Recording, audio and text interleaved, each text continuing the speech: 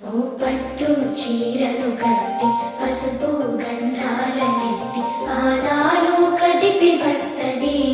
ఆ సిన్ని దొరసాని దీపాల